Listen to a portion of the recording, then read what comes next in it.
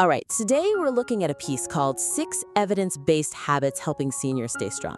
It's a narrative health article with three friends as the main characters.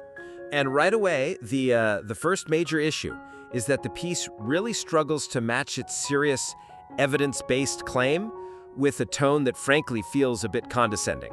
A bit. I mean, it's wildly off. We're reading about smoothie penalties and little sayings like motion is lotion. Right. And the comparison of a medical checkup to a Formula One pit stop, it comes across as very juvenile. It does. It feels less like a health resource for seniors and more like a children's book about them. And that's the core weakness. You're trying to reach an intelligent, experienced audience, but the voice is almost infantilizing. So the suggestion here is you have to elevate the sophistication immediately. So does that mean Mr. Pickles, the plant, has to go? Mr. Pickles has to go. And that bit about Grandpa Thomas walking like a penguin on ice, that too. Replace it with more grounded adult interactions. Okay, so instead of them teasing each other about snoring, You frame it around the actual frustration of insomnia, or the real discipline it takes to maintain that luxury cave sleep environment the piece talks about. Make it relatable, not cutesy. that makes sense. And that kind of tone issue, it bleeds right into the second point, which is the lack of real depth. Exactly. The content is relying on very general common knowledge, not the specific evidence-based details the title promises. Yeah, you see these vague phrases everywhere. Research showed this, or he read in a medical journal that. But then the advice is just eat vegetables or sleep for 7 hours. Things my doctor tells me in like 30 seconds. Anyone looking for real expertise is gonna be disappointed. So the fix is to bridge that narrative with specific science. You need to add authority with actual biological mechanisms or, distinct protocols. Okay, so take the light daily movement section. It just says it reduces joint stiffness. Right, that's a missed opportunity.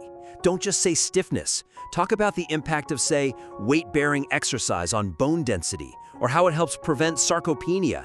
Use the real terms. Got it. And for the brain training part, instead of just listing that Mrs. Baker is learning the keyboard, You explain why that's better than Sudoku. Talk about neuroplasticity. Explain that actively learning a new skill like an instrument builds new neural pathways in a way passive puzzles just don't. That's the evidence. that's the evidence, right? Okay, final point from me. The characters themselves, they're props. They are. They feel like decorative props, not functional case studies. We have these diverse backgrounds, US, UK, New Zealand, but it doesn't matter at all. They just adopt every habit perfectly with zero friction. Which makes the advice feel completely unattainable. It's not real. Real people struggle. Yeah, Mrs. Baker just accepts a low-salt diet instantly.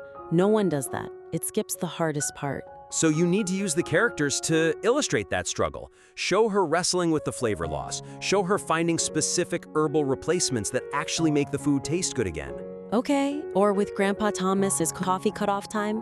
Right now it's just a funny anecdote about him cleaning the garage at midnight. Exactly. Use that moment to talk about the biological half-life of caffeine and how it changes as we age. Turn the funny story into a real, memorable lesson. So to recap then, you need to strip away that juvenile tone, replace the vague medical mentions with specific mechanisms, and use the characters to show the how of building habits, not just the what.